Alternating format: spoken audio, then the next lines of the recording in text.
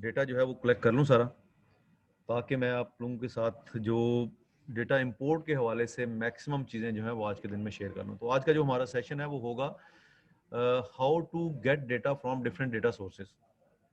इसके ऊपर हम बात करेंगे और इसमें हम देखेंगे सबसे पहले और सबसे जो इम्पोर्टेंट चीज़ है ऑटोमेशन के हवाले से वो है एसक्यूएल सर्वर से डेटा इंपोर्ट करना।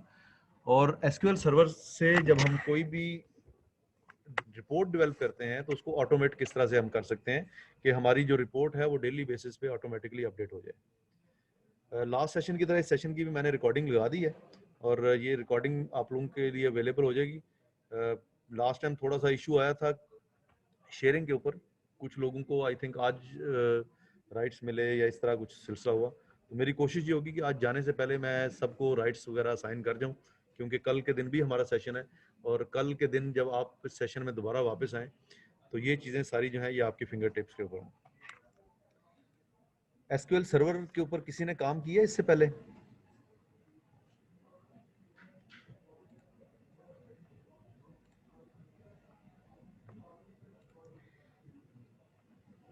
अच्छा, अगर एसक्यूएल सर्वर के ऊपर आपने काम नहीं भी किया ना तो नो इशू, आपको इसके ऊपर वरी करने की ज़रूरत नहीं है। एसक्यूएल सर्वर कोई मुश्किल चीज़ नहीं है, ये बहुत आसान है।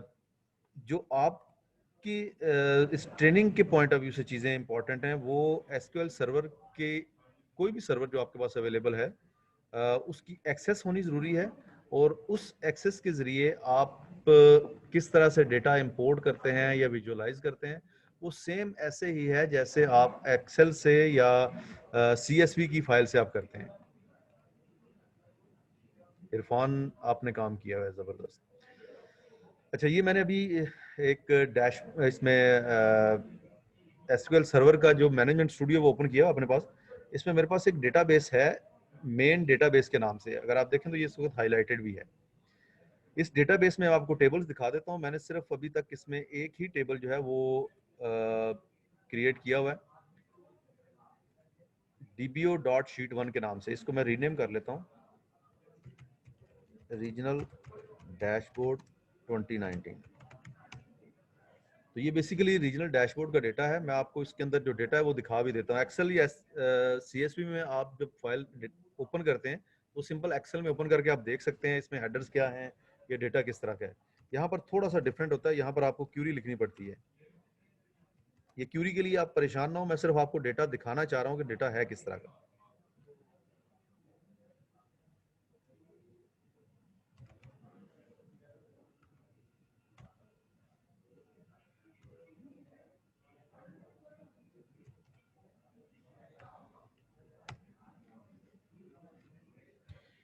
अभी क्यूरी एग्जीक्यूट हो गई है, इसका डेटा जो है ये, बल्कि ये सारा डेटा भी आपके पास आ गया। सबसे पहले कॉलम के अंदर डेट है, उसके बाद बिल टाइप है। बिल टाइप दो तरह की आ रही है। वन बिल टाइप का मतलब ये है कि ये प्रीपेड सब्सक्राइबर्स हैं और टू का मतलब ये है कि ये पोस्टपेड सब्सक्राइबर्स हैं। उसके बाद रीजन है, फिर सब रीजन है, फिर टेक्नोलॉजी है। टेक्नोलॉजी 2G भी हो सकती है, 3G हो सकती है, या 4G भी हो सकती है। हम इसको समराइज करके देखेंगे पावर BI के अंदर। उसके बाद कैटेगरी है, कैटेगरी वाइज डेटा है। इसमें GSM, इंटरनेट सिम और MBB तीन तरह की कैटेगरीज आ रही हैं। उसके बाद हमारे वो डेटा पॉइंट्स शुरू हो जाते हैं जिनको हम समराइज कर सकते हैं, जैसे एक्टिवेशंस हैं, पोर्ट-इन्स हैं, पोर्ट आउट्स हैं, reconnection, churn and so on. और ये बहुत सारे डेटा पॉइंट्स हैं जिसमें हम यूज कर रहे हैं। मैं एक काम करता हूँ, मैं एक और भी इसमें ऐड कर लेता हूँ टेबल, ताकि मैं आपको इसका लिंक बिल्ड करके दिखा सकूं कि हम जो हमारे दो टेबल्स हैं उनके दरमियान में रिलेशनशिप हम कैसे बिल्ड कर सकते हैं। तो मैं एक और डेटा इसमें इंपोर्ट करता हूँ।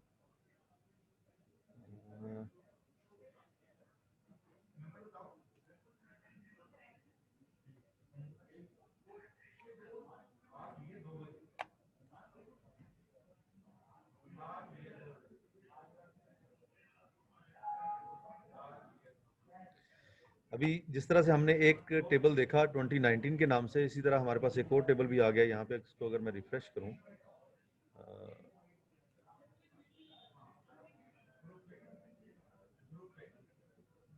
रिफ्रेश डेटा डेटाबेसेस में जाके मैं आपको दिखा देता हूँ कि मेरे पास एक और टेबल आ गया शीट 1 के नाम से। इसको हम रीनेम कर लेते हैं रीजनल डैशबोर्ड 2020। तो ये भी सेम है, अगर मैं इसका यहाँ से रीनेम करके इसकी भी क्यूरी रन करता हूँ तो मेरे पास 2020 का भी इसी तरह से डेटा आ रहा है, उसी तरह से कॉलम है, उसी तरह से डेटा है, सिर्फ डेट्स का फर्क है, ईयर का फर्क है। हम ये दो डेटाबेसेस इनिशियली जो है ये इंपोर्ट करेंगे पावर बीआई डेस्कटॉप के अंदर, और फिर इनको हम इनके दरमियान एक रिलेशनशिप बिल्ड करेंगे और उस रिलेशनशिप की बुनियाद के ऊपर हम एक डैशबोर्ड डेवलप करेंगे। अच्छा मुझे बताएं, यहाँ पर शोर ज़्यादा तो नहीं आ रहा? क्योंकि मैं इस वक्त किसी मीटिंग रूम में नहीं बैठा हुआ, फ्लोर पे बैठा हूँ, कॉर्पोरेट की तरफ से मुझे काफ़ी फील हो रहा है शोर। मेरी आवाज़ जो है क्लियरली आप लोग सुन पा रहे हैं? जी जी आ रही है, इतना नहीं है।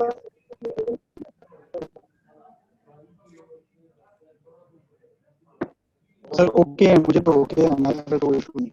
ठीक है, आपके आवाज क्या है? Power BI desktop. अच्छा, इसमें सबसे पहले हम पावर बीआई डेस्कटॉप को ओपन कर लेते हैं। आज हमने 3-4 तरह से डेटा इंपोर्ट करना है, हमने पूरा फोल्डर भी उठाना है इसके अंदर, हम एक सिंगल फाइल भी उठाएंगे, इसके अलावा हम इसमें डेटा पिक करेंगे एक्सेल, सीएसवी या नोटपैड, इन हर तरह के डेटा सोर्सेज से हम डेटा जो है वो इंपोर्ट करके देखेंगे। एसक्यूएल के लिए आप होम पेज के ऊपर डेटा के नाम से ग्रुप आ रहा है, इसमें एसक्यूएल सर्वर लिखा हुआ है, यहाँ पे क्लिक करके भी आप इंपोर्ट कर सकते हैं, या गेट डेटा में जाएं और इसमें भी एसक्यूएल सर्वर आ रहा है, तो आप इससे डेटा इंपोर्ट कर सकते हैं। जो इंपॉर्टेंट चीज़ है वो ये है कि आपके सर्वर का नाम क्या है। इस सर्वर का नाम वही है जो कि मेरे सिस्टम का नाम है। अगर आप यहाँ पे देखें तो अच्छा ये इसका नंबर आ रहा है, मैं ज़रा अपने सिस्टम नेम देखूं, तो मेरे पास जो सर्वर है उसका नाम है LHR-GS-Abid-M।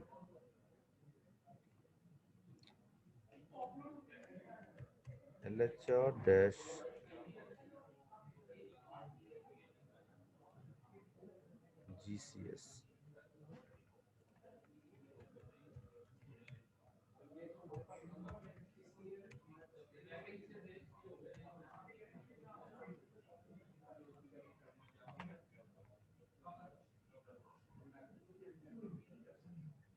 सबसे पहले वो ऑथेंटिकेशन मांग रहा है, तो ये विंडो ऑथेंटिकेशन के ऊपर मैंने इसको सेट किया हुआ है, इसको मैं कनेक्ट कर दूंगा। We are unable to connect the data source using encrypted connection to access data source using click OK।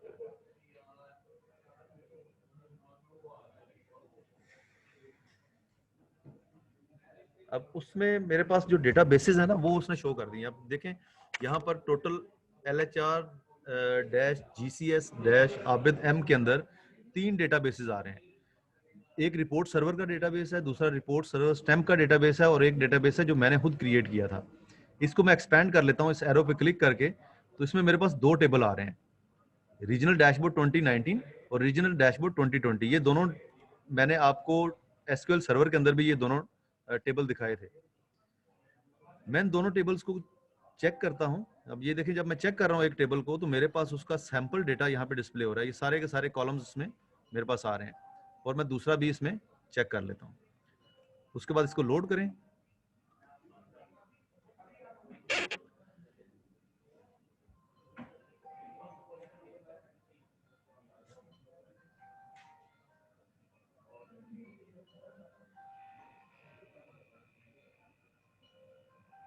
ये नंबर ऑफ रोज कितनी थी और वो सारी चीजें करके उसने दोनों डेटाबेसेस जो है वो लोड कर लिए।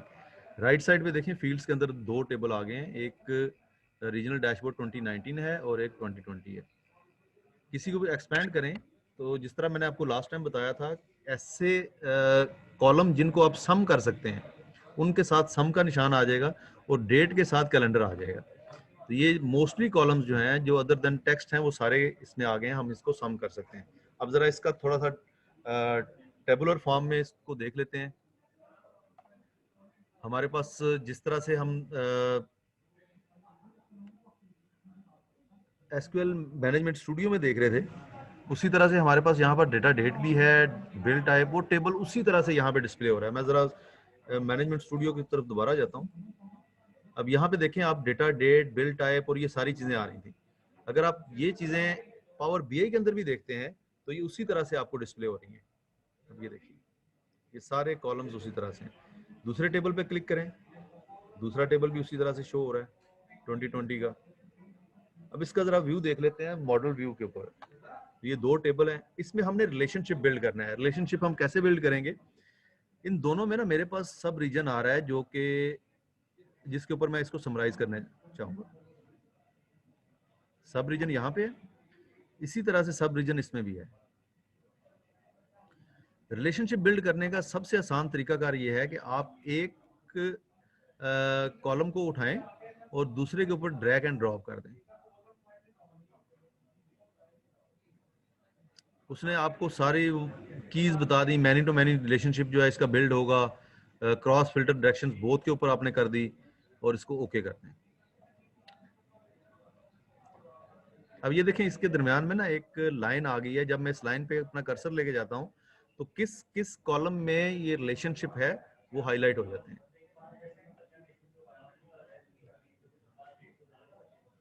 इसका मतलब ये है कि सब रीजन टू सब रीजन हमने इसका रिलेशनशिप जो है वो बिल्ड कर लिया मैनी टू मैनी। एक चीज याद रखिएगा, आप रिलेशनशिप बिल्ड नहीं कर सकते many to many Power Pivot के अंदर। वहां पर आपको वन टू मैनी या one to one relationship build करना होता है। उसके लिए आपके किसी एक टेबल में जो जिस डेटा को आप जिसके ऊपर रिलेशनशिप बिल्ड करना चाह रहे हैं वो उसमें यूनिक वैल्यू होनी जरूरी है। लेकिन पावर बीआई के अंदर ये लिमिटेशन उन्होंने खत्म कर दी है और अब आप मैनी टू मैनी रिलेशनशिप भी इसमें बिल्ड कर सकते हैं मल्टीपल टेबल्स के दरमियान। उसके बाद आप रिपोर्ट पे आ जाएं। रिपोर्ट पे आके कोई भी आप विजुअल ड्रॉ करें। फॉर एग्जांपल मैं यहाँ पर लेट से हम ये ग्राफ एक बना लेते हैं। ये है क्लस्टर्ड बार चार्ट। अब क्लस्टर बार चार्ट के अंदर मैं सब रीजन उठाऊंगा किसी एक से। ये सब रीजन मैंने उठा लिए, एक्सेस में ऐड कर दिए और ये मैंने ऐड किए हैं 2020 वाले टेबल से। और इसी 2020 के टेबल से मैं ग्रॉस हेड्स उठा लेता हूं जो कि मैं वैल्यूज में ऐड कर लेता हूं।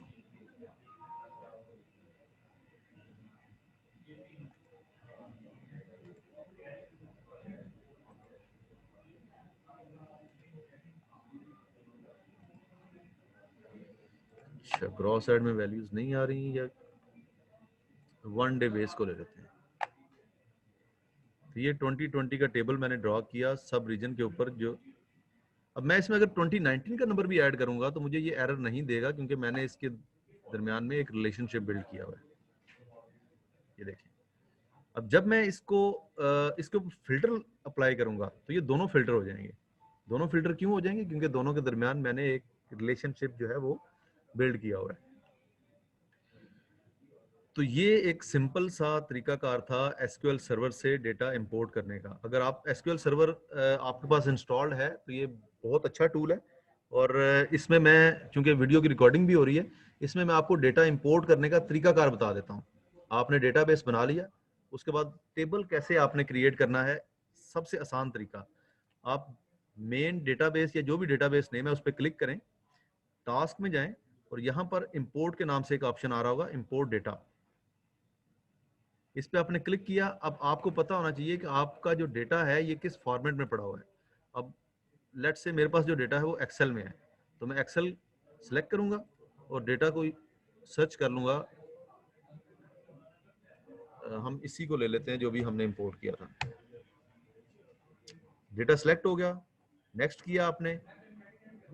डेस्टिनेशन को एज इट इज रहने दें, आपके डेटाबेस के अंदर आ रहा है तो एसक्यूएल सर्वर नेटिव क्लाइंट ही होगा।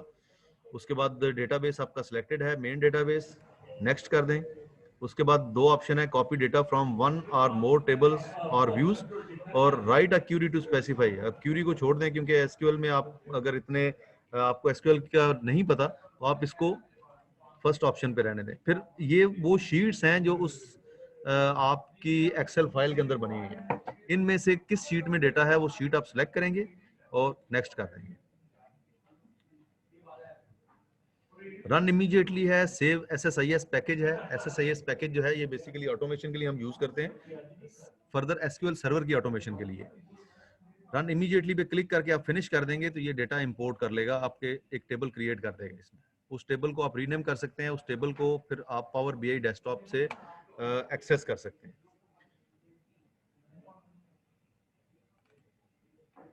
इसके ऊपर किसी का कोई क्वेश्चन एसक्यूएल सर्वर से डेटा इंपोर्ट करने के ऊपर, कोई चीज जो समझ में ना आई हो या आप चाहें कि मैं उसको रिपीट करूं?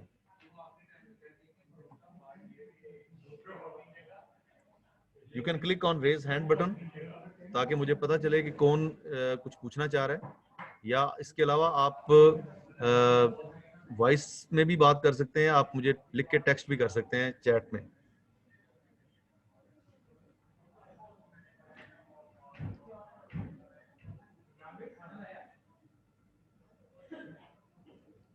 उस्मान नजर साहब, वकास अहमद,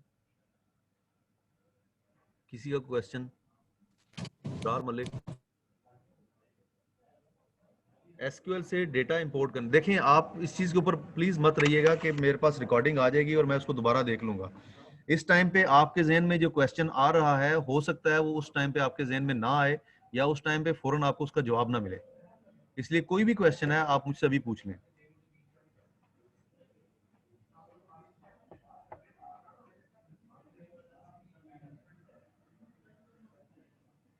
इरफान नजीर, आपकी ये सेकंड ट्रेनिंग है, आपके जहन में कोई सवाल?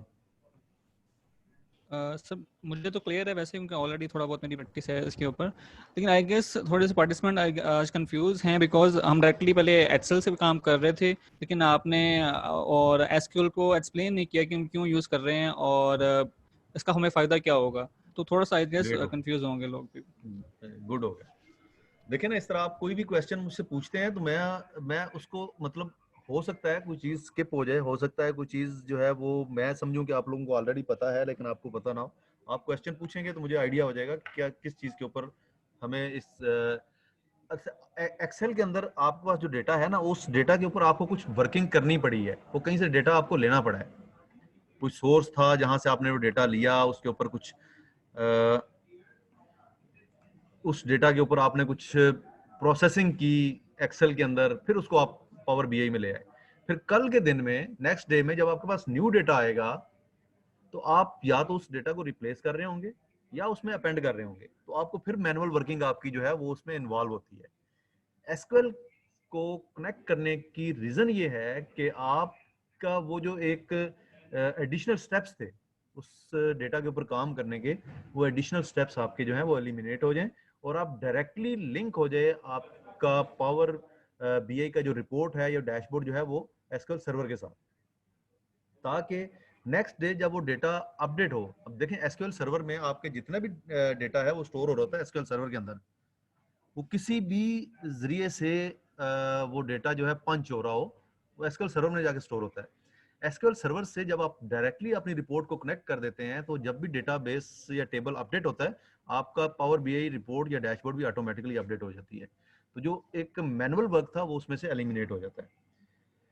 अच्छा, दूसरा, एसक्यूएल सर्वर आपको सिखाना मकसद नहीं है, मकसद है आपको एसक्यूएल सर्वर का डेटा आपने लेना किस तरह से है पावर बीआई के अंदर। एसक्यूएल सर्वर जाते खुद एक अलग से सॉफ्टवेयर है और बड़ी ठीक ठाक टाइम चाहिए, और अगर ये इस ट्रेनिंग का पार्ट होता तो डेफिनेटली मैं आप लोगों से इंस्टॉल भी करवाता कि आप लोग इसको इंस्टॉल करें ताकि मैं आपको सिखा भी सकूं।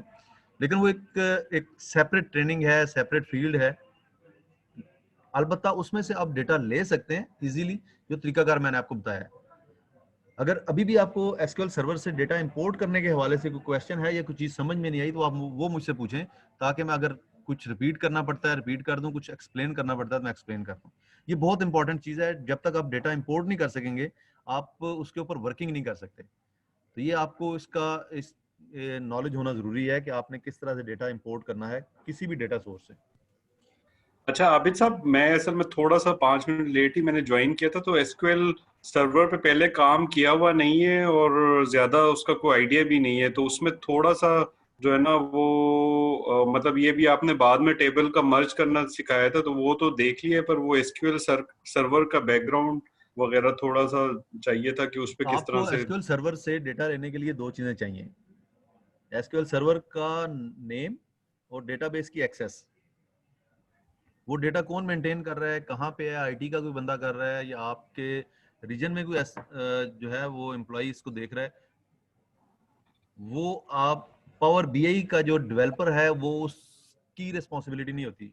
पावर बीआई डेवलपर की रिस्पॉन्सिबिलिटी क्या होती है कि उसने उस डेटाबेस की एक्सेस लेनी है, जैसे अभी मैंने आपको यहाँ पे लॉगिन करके दिखाया, फिर उसमें से आपने वो टेबल आइडेंटिफाई करना है जिस टेबल को आप इंपोर्ट करना चाह रहे हैं, उसको इंपोर्ट करेंगे, वो टेबल आपके पास पावर बीआई के अंदर एज इट इज शो हो जाएगा जैसा कि आपका एसक्यूएल सर्वर के अंदर था। बिग डेटा में भी जब आप ट्रेनिंग करते हैं तो आपको 3 सॉफ्टवेयर बताए जाते हैं जिनके ऊपर जाके आप विजुअलाइजेशन कर सकते हैं उस बिग डेटा की।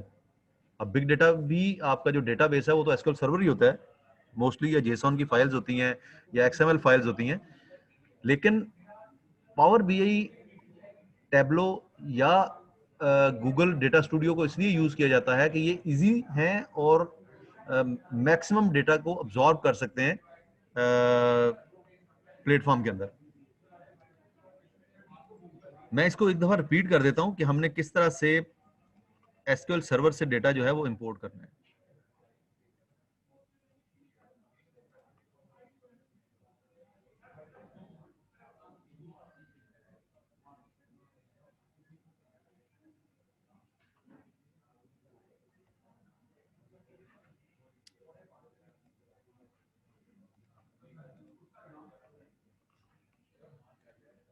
यहां से मैं टेबल ये डिलीट कर देता हूं और इसको भी हम रिमूव कर देते हैं। डेटा इंपोर्ट करने के लिए अब फॉरगेट अबाउट एसक्यूएल सर्वर, वो क्या है क्या नहीं है, आपके पास उसकी जो सर्वर नेम है वो आ गया, आपके पास ऑथेंटिकेशंस हैं कि आप उसको लॉगिन कर सकते हैं। हम इस स्टेप से इसको लेके चलते हैं। एसक्यूएल सर्वर के ऊपर आपने क्लिक किया, सबसे पहले आपसे ये सर्वर नेम मांग रहा है। सर्वर नेम आपके पास होना जरूरी है, डेटाबेस नेम होना जरूरी है ताकि आप वहां से डेटा इंपोर्ट कर सकें। तो हमारा जो सर्वर नेम था वो LHR.GCS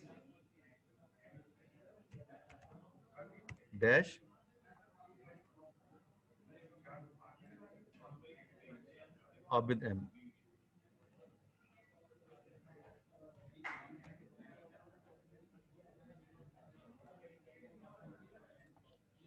जब मैं इस सर्वर नेम के ऊपर क्लिक करता हूं तो ये, अगर फर्स्ट टाइम आप कर रहे हैं तो ये डेफिनेटली आपसे ऑथेंटिकेशन मांगेगा कि आप इसको लॉगिन कर रहे हैं, ये आपका यूजर नेम है, पासवर्ड है।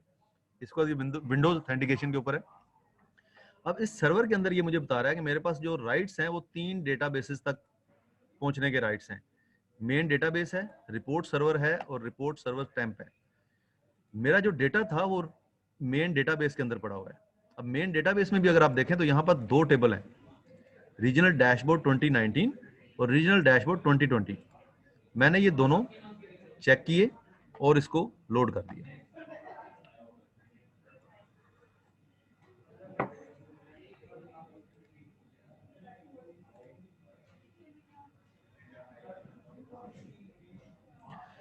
जब मैं इसको लोड करता हूं तो मेरे पास ये दोनों टेबल फील्ड्स के ऑप्शन में आ जाते हैं। अब देखें, एसक्यूएल सर्वर का सिर्फ आपको मैंने एक दिखाया था स्टार्ट में कि ये है क्या, काम कैसे करता है या उसमें डेटा है वो किस तरह का है, लेकिन मुझे एसक्यूएल सर्वर की या एसक्यूएल मैनेजमेंट स्टूडियो की जरूरत नहीं थी। मुझे जरूरत थी उसके सर्वर नेम की, नेटवर्क पे रहते हुए, और मुझे ऑथेंटिकेशन चाहिए थी कि मैं उस डेटा को एक्सेस कर सकूं। मेरे पास ये दोनों चीजें थी। मैंने 2 टेबल इंपोर्ट कर लिए, फिर मैंने इन टेबल को 1 बाय 1 देख भी लिया टेबुलर फॉर्म के अंदर कि ये किस तरह से डेटा डिस्प्ले हो रहा है या क्या क्या चीजें इसके अंदर है। उसके बाद मैं जाता हूँ मॉडल व्यू के अंदर। यहाँ पर मेरे पास वो सारे के सारे column A to Z sort होके आ रहे हैं जो कि उस डेटा टेबल के अंदर मौजूद हैं। अब मुझे देखें, रिलेशनशिप जो है ना ये 4 तरह से बिल्ड होता है। एक होता है 1-to-1 रिलेशनशिप। 1-to-1 रिलेशनशिप का मतलब ये है कि प्राइमरी की दोनों टेबल के अंदर यूनिक है। जिस टेबल को हम लिंक करना चाह रहे हैं वो दोनों के अंदर यूनिक है, वो बनता है 1-to-1 रिलेशनशिप। फिर आप मैनी टू मैनी आ जाते हैं। मैनी टू मैनी रिलेशनशिप कि दोनों टेबल के अंदर जिस कॉलम को हम लिंक करना चाह रहे हैं उनमें वैल्यूज मल्टीपल टाइम रिपीट हो रही हैं, डुप्लीकेट वैल्यूज हैं, इसलिए हम उसके ऊपर many to many relationship build करते हैं। फिर 1-to-मैनी आ जाता है। फर्स्ट टेबल जो था उसके अंदर यूनिक वैल्यूज हैं उस कॉलम में, सेकंड टेबल के अंदर वो वैल्यूज रिपीट हो रही हैं, डुप्लीकेट्स हैं। उसके बाद आ जाता है मैनी टू वन।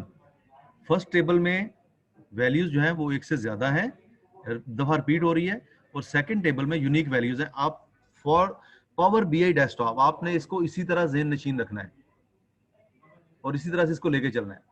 और इसमें आपको जो ज्यादा बेनिफिशियल रिलेशनशिप होता है वो 1 to 1 या 1 to many होता है, कि आपने कोई एक टेबल बनाया, उसके अंदर यूनिक वैल्यूज थी, उन वैल्यूज की बेस के ऊपर किसी दूसरे टेबल से आप डेटा समराइज कर सकते हैं। लेकिन इस केस में जो हमने अभी दो टेबल इंपोर्ट किए हैं, हमारे पास दोनों टेबल्स के अंदर डेटा जो है वो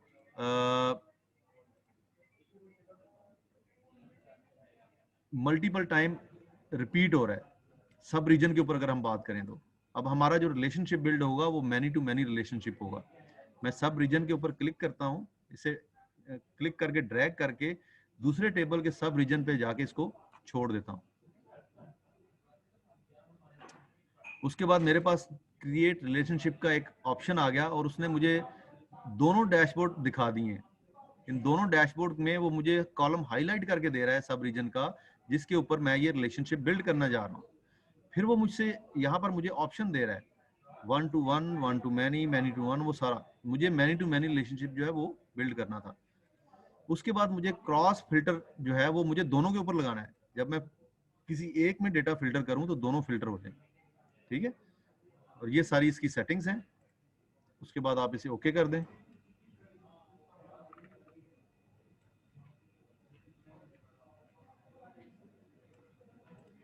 तो ये आपका रिलेशनशिप जो है ये बन गया।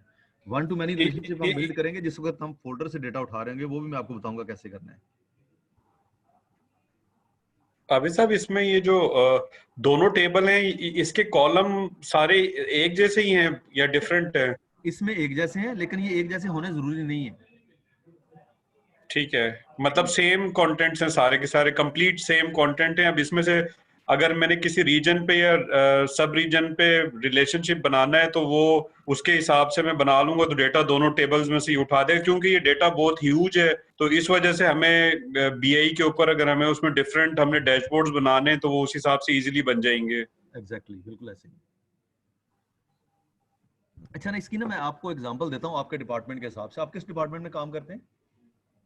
ऑपरेशंस, एनओएमसी, नेटवर्क ऑपरेशन इंजीनियरिंग में। ठीक हो गया। डिपार्टमेंट। जी आपके जी। पास साइट लेवल डेटा होता है। एक टेबल आपने इंपोर्ट किया जिसमें साइट लेवल डेटा ट्रैफिक और वॉइस ट्रैफिक अर्लिंग थी, ठीक है। और एक टेबल आपने इंपोर्ट किया जिसमें साइट लेवल के ऊपर थ्रूपुट थी और पीआरबी थी।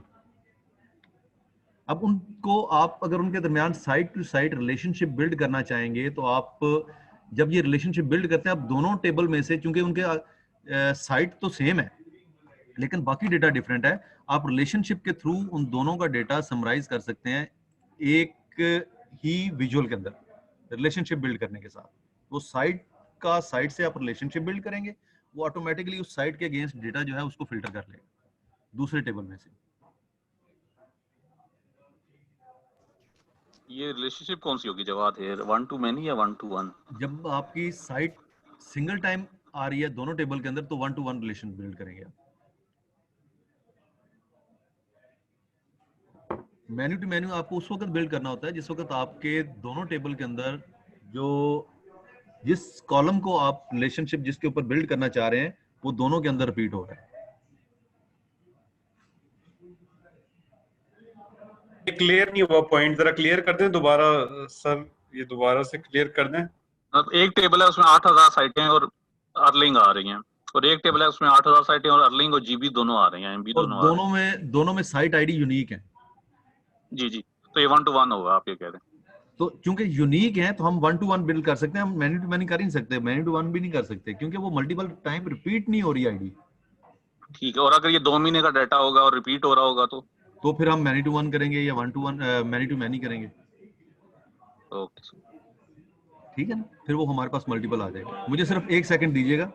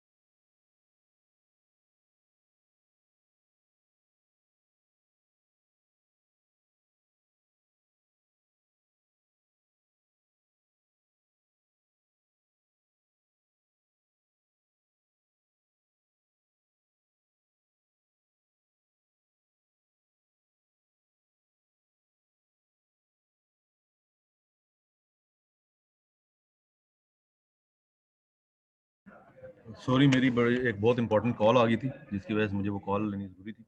अच्छा, बताएं अब थोड़ा सा कंसेप्ट क्लियर हुआ है इसका रिलेशनशिप का?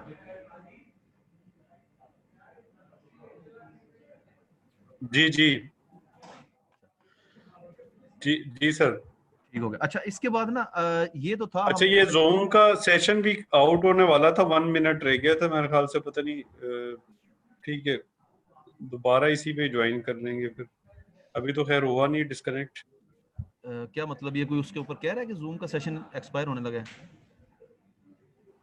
आ रहा था ऊपर 1 मिनट लेफ्ट, वो ऊपर टाइम का काउंटर नजर आ रहा था।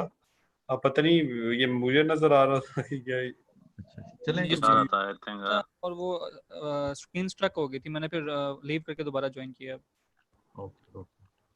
अच्छा जी, ये तो था एक तरीकाकार जो हम टेबल पूरे का पूरा टेबल उठा रहे होते हैं किसी डेटाबेस से।